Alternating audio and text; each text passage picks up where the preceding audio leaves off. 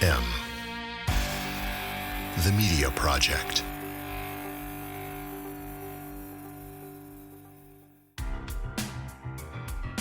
Driven by data. Driven by technology. Driven by community development. Driven by the need to get results for your project. SM Graves Associates. Delivering real estate development to you, including project management and pre-development services with a keen focus on delivering community-oriented projects. We build profitable projects that respond to the needs of your neighborhood. Join the SMG family. Find us at smgravesassociates.com.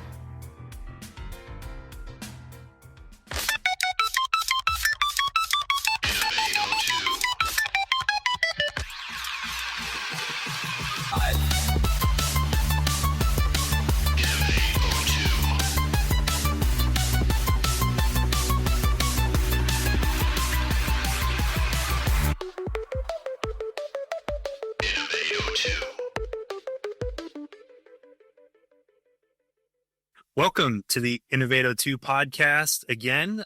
This is your co-host, Ryan Munn. Really excited to be here today with our guest. But first off, we've got myself over here in White River Junction. We've got Scott Graves over in Rutland. How you doing, Scott? I am doing fantastic, and I am very happy to be here. Excellent. And we've got Will Jeffries up in the wilds of Burlington, Vermont, here with our guest today. Will, how's it going?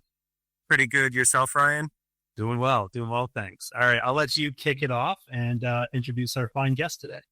All right. So our guest today is Abby Salomon, who's the program manager for Cultivator, which, in case you haven't heard about it already, is a new innovation hub that she is working to establish in Randolph, Vermont, so the central part of the state. And despite not having a physical space just yet, Abby has very successfully organized a lot of pop-up events and created early resources for entrepreneurs in that area. She brings a background of small business lending and is working to fill this really crucial gap in central Vermont's innovation ecosystem by providing some basic business assistance and innovation support in that region that's previously lacked these resources. I actually first met Abby when I was working as a coach and mentor through the Brick Actuator program, where we were both working with early stage entrepreneurs at Black River Innovation Campus. So Abby, it's really good to see you again and excited to learn more about what's up with you these days. Thanks, Will. I look forward to the conversation. Give us a snapshot of the business community in your neck of the woods, maybe. Yeah, so Randolph is smack dab in the middle of the state, very accessible by 89. We have the university here. So all those great things going for it. The business landscape is varied. There's high tech with LED dynamics, and there's advanced manufacturing, which is here on campus, down to Main Street businesses and manufacturing. Vermont Glove is here. So it's really all over the place, and which is great. And people are really passionate about their businesses, about starting businesses and ideas. But one thing, as Will referenced, that's been kind of missing from the region is that business support or that a visual presence. Of course, there's statewide programs that are offered to everyone, but really the programming and the support in person has not been as accessible here as elsewhere. So that's where we started from. And it's been really interesting seeing who comes out to learn and engage with what we're offering. It's all over the board. Thanks, Abby. And on that note, I'm curious, are you seeing any particularly exciting trends in what's emerging right now in terms of those newer entrepreneurs or ideas that you're looking to cultivate in this area? I think that the primary thing is solopreneurs, people with really great ideas that are trying to get it off the ground themselves. And they're really looking for that connection. with other entrepreneurs. I mean, that's a huge thing that we do, just enable people to be able to meet other people who are going through what they're going through. And those people who are the solopreneurs are again all over the board. They're coming up. They have MVPs that they're trying to get out, or they are bakers. It's really that broad spectrum, which all of us work with across the state all the time. And but I think that by having a more centralized hub that Cultivator is able to offer, it's giving more of a resource to those people that wouldn't necessarily engage in something that's more designed for businesses and entrepreneurs than they would if they were just, if they were going out to look for it and have to find it themselves. I'm curious too, because a lot of times, incubators are connected with sort of the venture capital groups and those folks, or it's just local community leaders. I think it's really interesting and potentially powerful coming from your background in lending, and so I'm curious if you can speak to that a little bit about your previous experience with companies and startups, or even established companies, and how that affects the local startup ecosystem, and how you can, I think, contribute that lending background to the broader conversation. Yeah, so a little bit more about my background. I worked at Community Capital Vermont, which is a mission-driven nonprofit microlender, which is a lot of words for a nonprofit lender that lent $1,000 to $100,000 to businesses that couldn't get capital in other ways. And that's really broad. So probably about 80% of who I was working with were startups, because that is the hardest to fund. And they were micro businesses, and not at the phase of looking for investors. So they were looking to either do it on their own savings and needing a little bit of debt financing, or a significant amount of debt financing to get started. But a lot of our businesses transitioned into that investment phase, or really being able to pay off their loan and just do it on their own. So I had a great opportunity to work with every type of business in existence in Vermont. So I learned a lot about a lot of businesses. And I worked there during COVID too, and really we pivoted to a lot of TA or technical assistance at that time. So that has supported what I'm doing here at Cultivator, and the community that I have with the TA landscape in Vermont. So understanding like the financial need of a small business or specifically a startup is something that I have a lot of experience with, and understanding if, kind of being able to help people understand what it means to either have investors, or if what debt can be used for and how it can be used, because that's something that people aren't they think of debt as a bad thing, which I totally understand, and I get that, and it can be harmful for some people, but it is a tool also. And so looking at it in that way, and understanding how it will either help your business or jumpstart your business, and then also how you can use that, to get out of debt, like how your business is going to be able to pay that off, and then you're going to be just running on your own. So there's the debt side I know a lot about. The investor side I'm learning a lot about. And in Randolph area, there are definitely people that are interested in investing. They just haven't had that opportunity to find local businesses. That's something that I've heard a lot, that people that may be at that stage of being able to invest in businesses in tech just haven't been able to find them here, because it's just not as visible. So that is something else that we're going to be able to help support and foster in the area.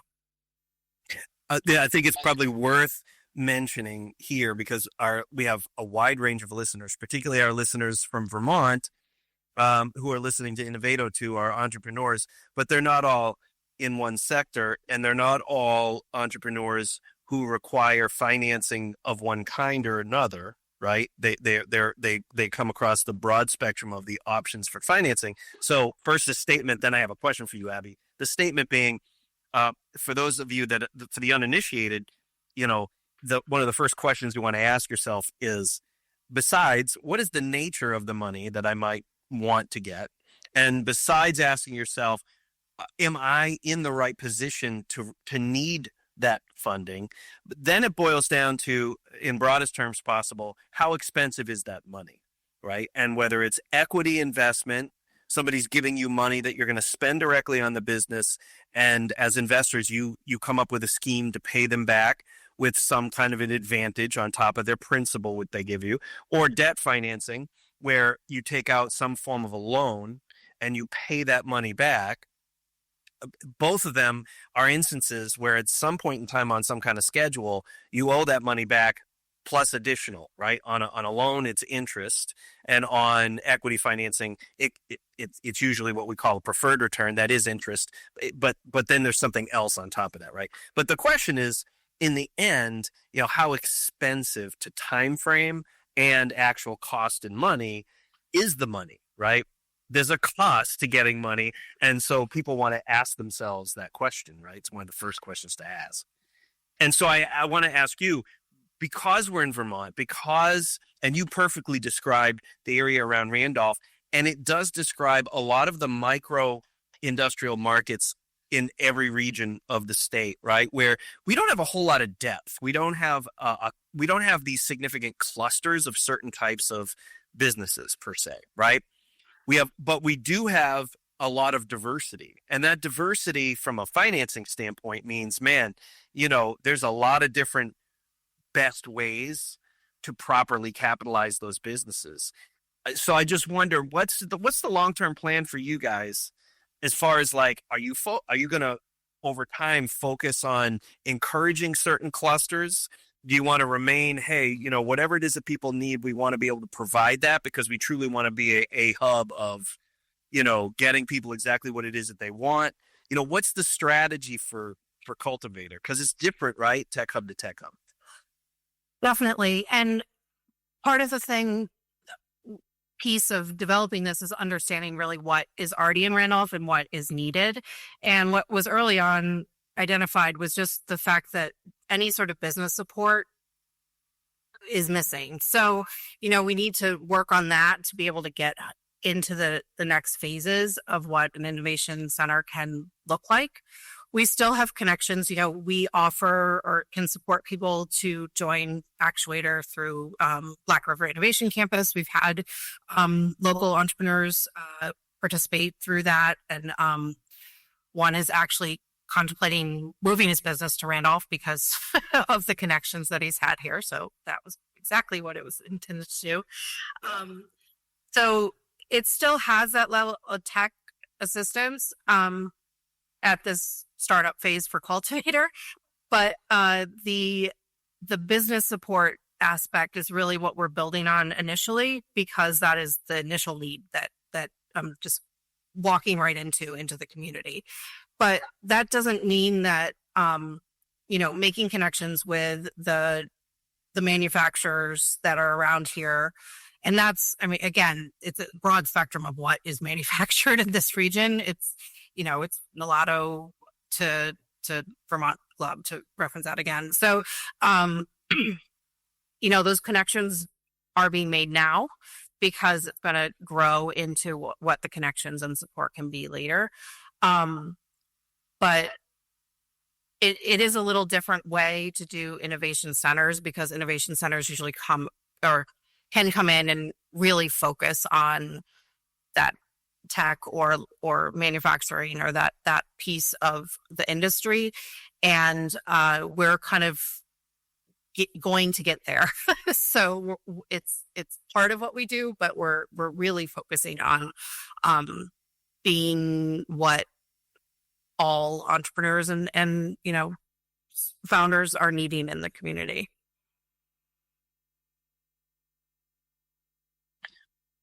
So you and I have been at this a while in our independent professional journeys. And, that is to say, stewarding one or more different types of innovation centers, tech hubs, what have you. And we've had the experience of dealing with various forms of state and federal funding, because it's public money that up to this point in time in history, that has primarily been the way that we get these projects off the ground. And in many of them throughout the country, it's the primary or only way that they're funded long term, right? In other words, in order to operate, in order to pay staff, in order to pay faculty or mentors, whatever the programming requires. And so, and we've just watched in the last 90 days with the change in presidential administrations, like that world has dramatically changed, right? So we're not sure if agencies like the U.S. Economic Development, the U.S. Federal EDA, their Build to Scale program, which has been really important to a lot of tech centers throughout the country. So a lot is changing, right? And so I'm just wondering if you can speak to ways you're thinking about pivoting, or put yourself in the position of being one of us that's a listener right now and thinking, oh, wow, what are some ideas, right? Like, how should I even be considering, like, do I need to pivot? When do I need to pivot? What should I be doing to diversify the way I might fund this project? I'm wondering if you've had a chance to really think about those things. Well, it's, we're only in April, so it's been very quick to have to start thinking these things through. But Cultivator has been directly impacted by that. Luckily, our funds haven't been cut, but because of all the federal employee layoffs that have happened, that's drastically impacted us just, in the last few months. And going forward, we know that we cannot assume that, Build to Scale may not even be there this year for new applicants. So those large grant programs that, as you mentioned, lots of innovation centers really rely on and assume are going to be available are just not going to be there anymore. So I think what I'm seeing, collaboration is a huge piece. In Randolph, Cultivator, initially, we're trying to get a location. We have a great location identified. The financial lift to get into it wasn't substantial, but the foundations that are not necessarily federally funded, that have those grant programs out there, are now having to pivot and focus on infrastructure and, the things that are important to all our daily lives. So understanding, and that means that our physical location just might not happen. And so knowing how Cultivator can continue to have an impact without actually being a center. That's the thing about an innovation center, is it has that location and it brings people together in a location. And so looking forward, really looking at opportunities to collaborate locally. So organizations that are well established, that are not quite on the cusp as we are. So putting together programming and workshops and those type of things with other organizations, so that if by chance Cultivator doesn't outlive our current grant, that there'll still be an impact in the community, because that is what we want to do. We don't want to just bring all these new opportunities to the community and then they'd be gone because of what's happening in the world. So that is what I'm starting to work on, and starting to, talk to other leaders at other nonprofits and other economic development organizations in the direct community, to be able to build that up and grow those. And even if Cultivator miraculously gets a location, it's still going to be offerings that we can provide. And having those conversations, understanding what private foundations are out there, everyone's going to be really, really pushed, because everyone's going to be looking for that type of money. So, so collaborating with other innovation centers that are more established. I think Cultivator is really one of the newest. All these Brick, Due North, all the different innovation centers that operate in Burlington, making those connections. And, we're all now realizing that it really needs to happen in order for all of us to have some longevity. So, we are doing that internally, and then hopefully that will, our voices will be heard more broadly. The state supports us, of course, but not necessarily financially, but they understand what we're doing is important. So hopefully we can continue to make an impact and possibly find some funding there. But again, not relying on that at all, because it's not something that that we can.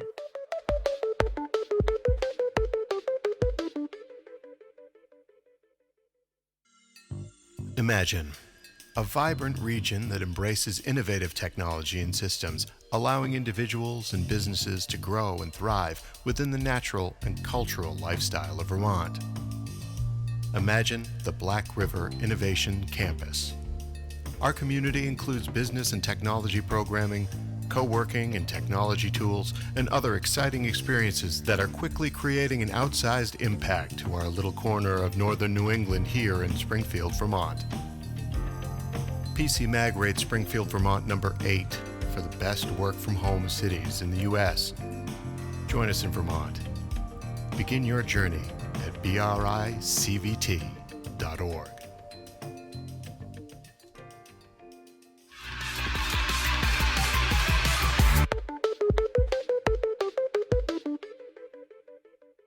I hear you. It's a tight time for funding all around and resources, but I am curious, are there other resources, just funding setting aside for the moment, are there other resources that you're looking for at the moment to help build Cultivator and build these offerings and these impacts for local entrepreneurs and businesses in the region?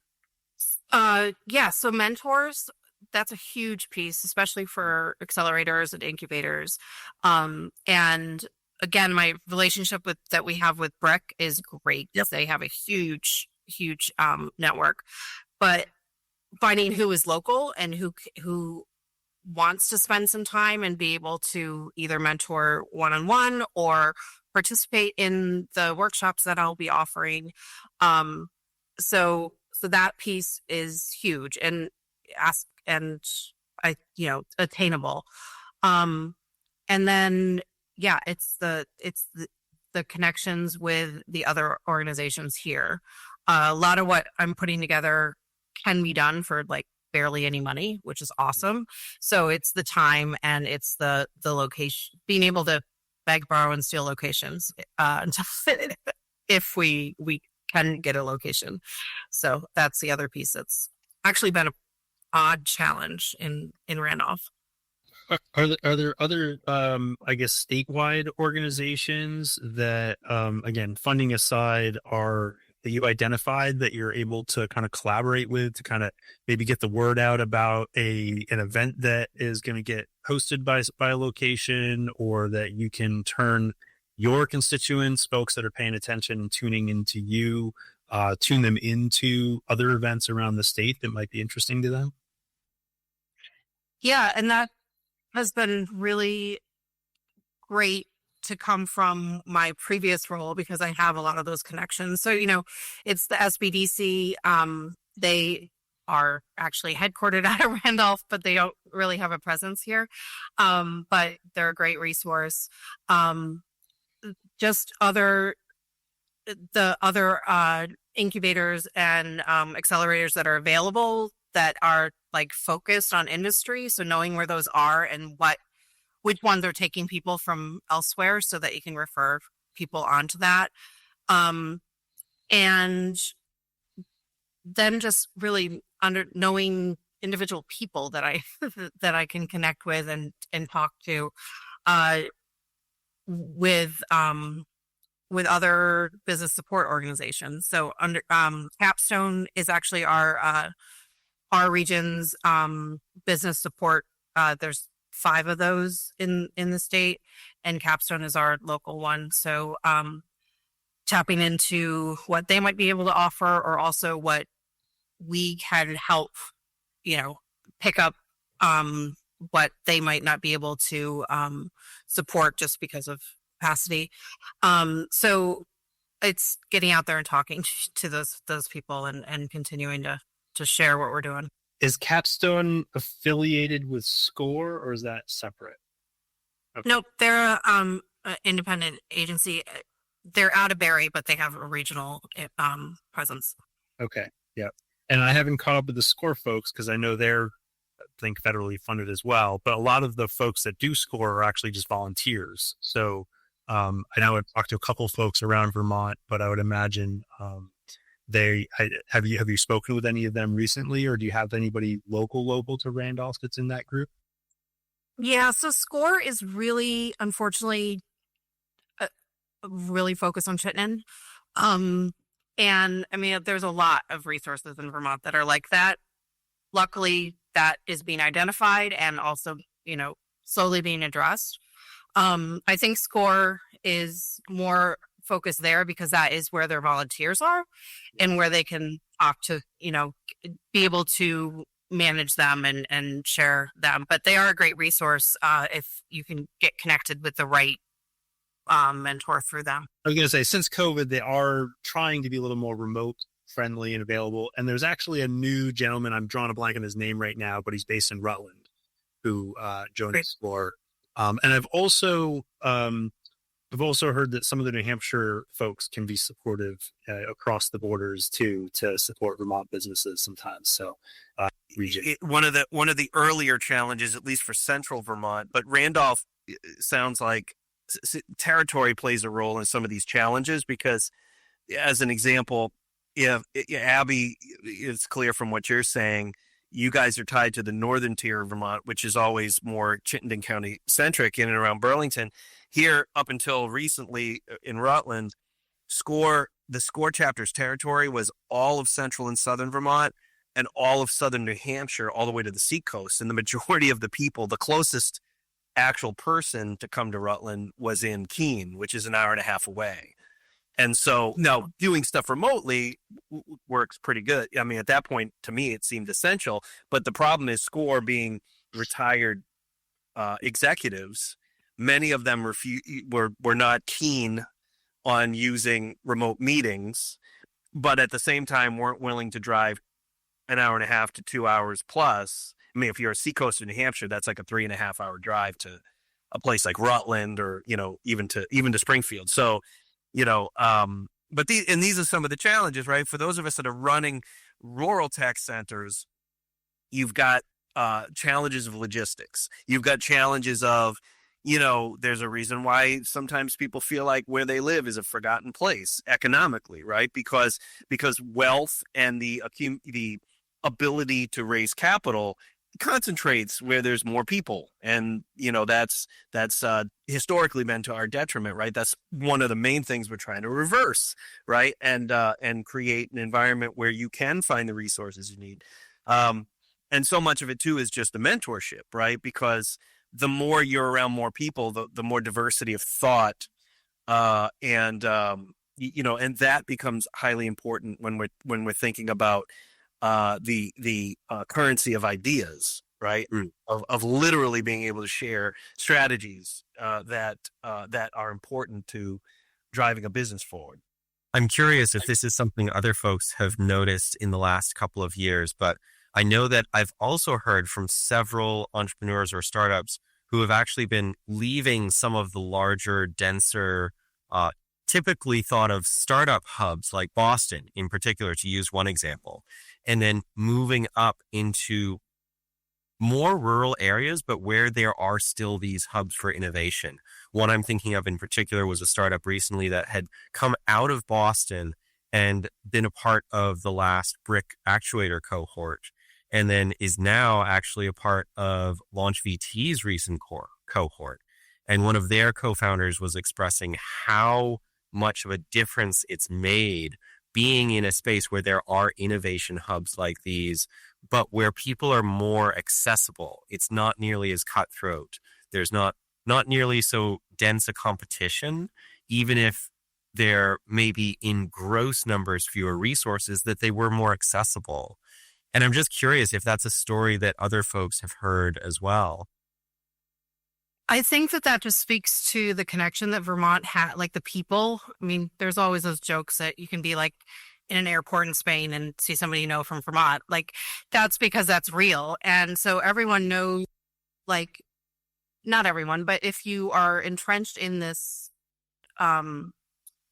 this focus, you know where those connections are. So even if you might be in the middle of, I don't know, you know, outside of Springfield, which is a larger space, but still pretty rural, but you know of someone in Linden that is particular, that would be helpful for that person. Like you have those connections and you know those individuals, or you know who to ask to get to that individual. So that's a huge resource that we have in Vermont. And it speaks to how supportive we are of our businesses and the growth and birth of different businesses. But it just, it is a huge benefit that, you don't understand unless you experience it. So.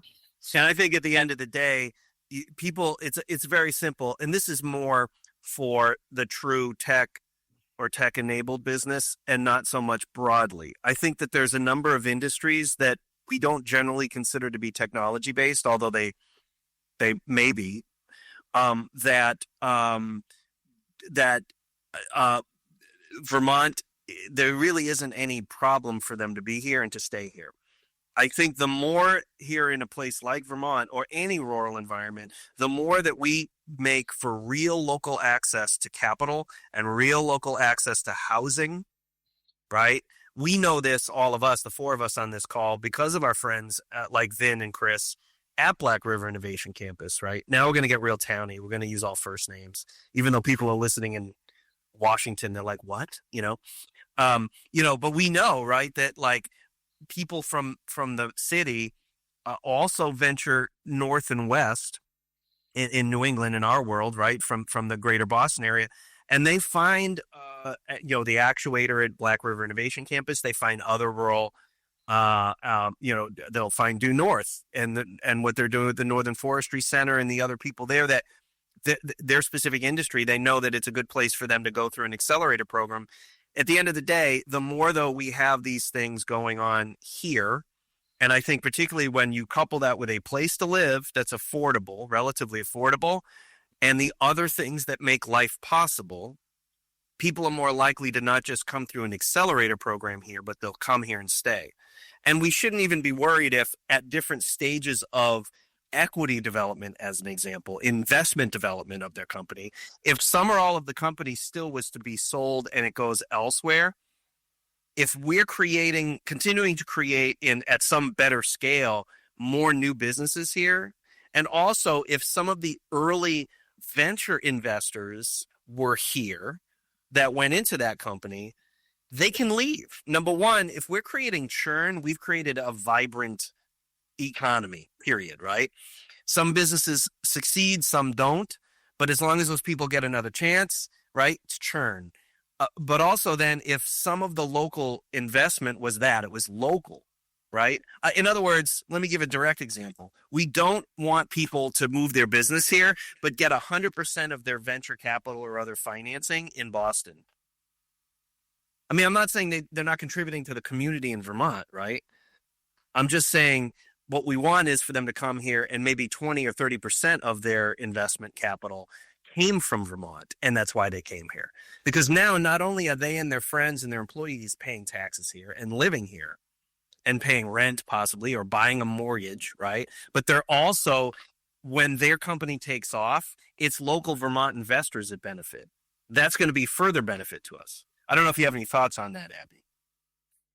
Yeah, it really is. And I'm seeing a change in that. And I think that in the presence of Vermont investors. I mean, there's new funds that are existing and popping up, which are great, but also there are just individuals that either moved up here during COVID, high wealth individuals, and want to invest in this community, in the community that they found here, because they see how important it is to like the living here is a different lifestyle and it's a lifestyle worth investing in.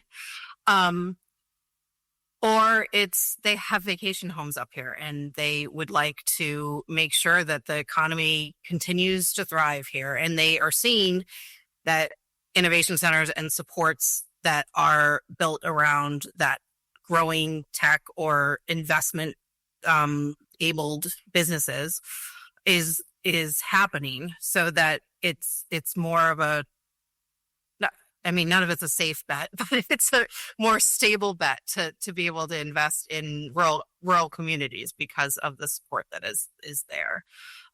Yeah, I actually know of 2 cases that it was literally somebody who had vacation homes that just loved the business so much that they asked if they could invest in them, and like venture capital, not just like buy part of the business type of thing, and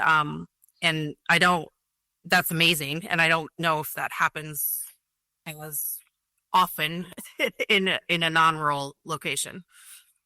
In our experience, by the way, here in Rutland was, because we're, miles away from Killington, which is one of the big spots, right? But like most of it was, well, have we asked all these people coming from Massachusetts and New Jersey to invest? Why would we do that? These people aren't from here. Well, but okay, so we've never asked them, right? If you don't ask, you don't receive, right? So a lot of it is just like, again, looking for your own perspective on this, Abby. Like, we just don't. Vermonters often don't ask. It's not because we're not smart. It's just that we're not. We just assume, like, why would somebody from afar, But some of these people spend half the year here, even though it's a second home. In other words, they're already in a sense invested, right? And rather than just letting them sort of be here temporarily, like, we should be sinking our claws into them as often as possible, right? They're here and they have all that capital. Let's make the best. Yeah. And investment can go further here. I really believe that, because most businesses are starting off with that view of like, how little can we spend to be successful? So, there's a bootstrap mentality. There's a bootstrap mentality in Vermont. It's very Vermont to bootstrap your startup. And so, yeah, I'm curious, actually, as we talk about this, I want to bring it back to the money really too. And it sounds like you've ideated on this a little bit. There's definitely some things in development, but to me, it sounds like, one, there's some lending resources, but lending itself could be an investment opportunity. There could be investors that fund a lending apparatus or support existing ones that can be supportive of the Cultivator. And we've talked a lot on this podcast and amongst ourselves around venture funds, building sort of community focused venture funds. And then of course, there's the potential of, folks just seeing the opportunity to donate some funds that helps create this ecosystem, so they have an opportunity to invest in things, so they can create that pipeline of knowledge and opportunity. So I'm curious if you can articulate a little bit on anybody out there listening that might be thinking about how can they invest in their community, or how could they communicate this to somebody they know that might be invested, or even existing businesses that realize, like, hey, this is a way to make the overall ecosystem more vibrant, which can make my business better, because, hey, we need to hire people too that are smart. And if we have an ecosystem that attracts smart people, then we're going to have a better, employee pool in the community. So can you articulate a little bit on, even if it's just sort of beginning ideas that you have, or anything that might be even actionable today that folks can do to help support this alternative ways that Cultivator can get funded? Yeah. So first, to touch on what is already available for like investment lending, Vermont Community Loan Fund does that. And Vita, I think, has some tools there that can facilitate that. And the Vermont Community Loan Fund that's VCL. Anyway, so those things already happen. So you can invest, and it's not a huge payback, but it exists and you don't already have to set that up. So, the goal of starting an innovation center or business hub is or any nonprofit is to become financially viable on your own.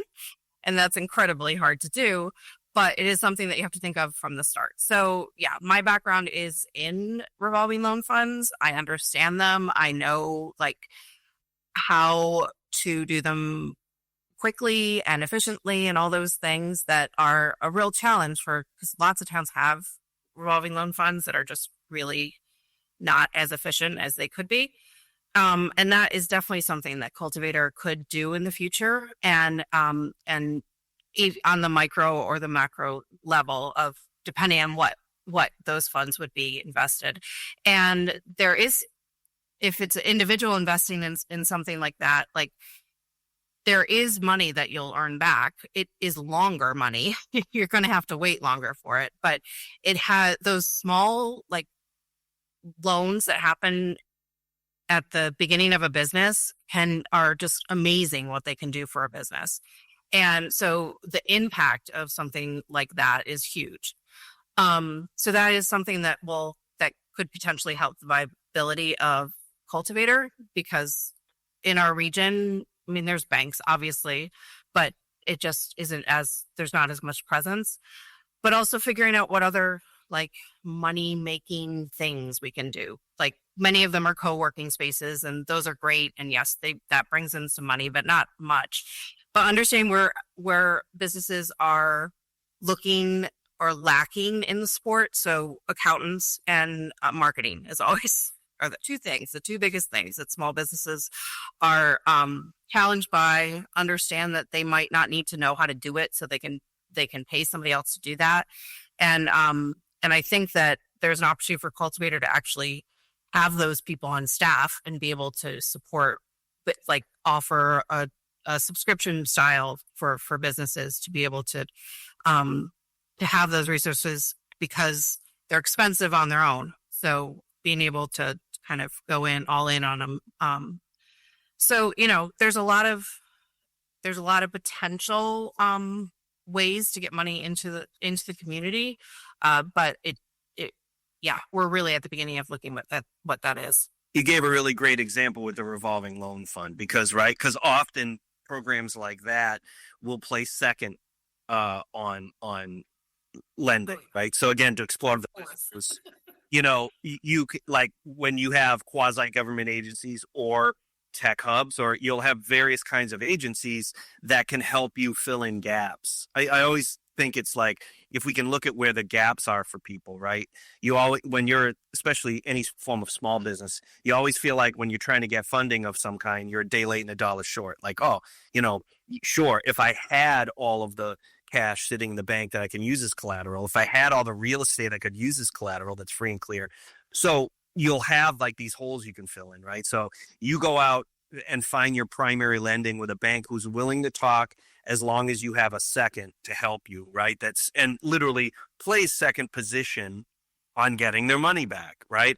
Or can provide you with the loan guarantee necessary if for some reason you can't get one from the SBA, So there's all these different ways that people, and then there's just in the first place coming to people like Abby and the program, The Cultivator, so you can learn what all these things mean and how you build a financial, right? For those of us, which is almost everybody, who can't just go out and get a singular basic financial tool, right?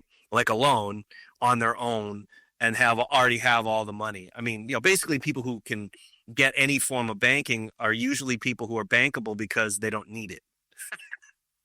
Isn't that always the way? We live in a zero risk environment when it comes to new business. So yeah, and that's only getting tighter. So yes, that's true.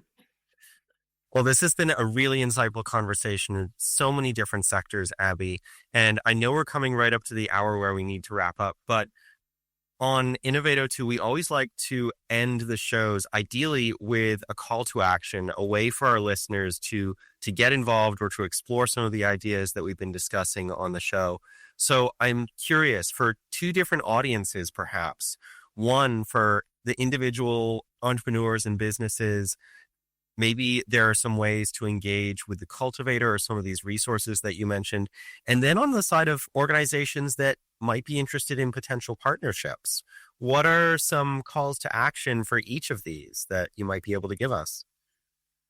Yeah, so individuals in the Randolph region, they can reach directly out to me, get on the newsletter. We're also doing a monthly sit down with just community members and entrepreneurs. It's sort of networking, but it's not intended to be networking. It's more just, talking about what's out there and also making those connections with other businesses that you're working with are doing similar things as you are. A business owner is not expected to know everything. So being able to find where they can get those additional resources, just either go right into a place like Cultivator or talk to somebody that you trust that also has a business. And then to be in, reaching out to me is the best way to connect on what our programs are and help support that or to collaborate on that. We're all over the board on what that is. It's for the Main Street businesses, but it's also, we did a whole panel for manufacturing resources last year. So it's a broad spectrum of things. And I really love having conversations with other people that are in the space or adjacent to the space and seeing what opportunities that we can work on together. Or honestly, I do a lot of connecting to other people or other organizations that might be useful. So that's a long answer to your question. And just to call it out for everybody, it is cultivatorvt.com, right? Yep. Excellent. So they could go there to get on the newsletter, right? And reach out to you through that as well. Yep. It's all through there. Great. Awesome. Thanks. Yeah. Thank you so much, Abby. Really appreciate what you're doing and having you on the podcast. I appreciate the time and I like the conversation. It was great to talk to everybody. Find Innovato 2 on Apple Podcasts and Spotify, and subscribe to Interchain Live on YouTube for video podcasts. Innovato 2 is a collaboration of Interchain Live and M the Media Project.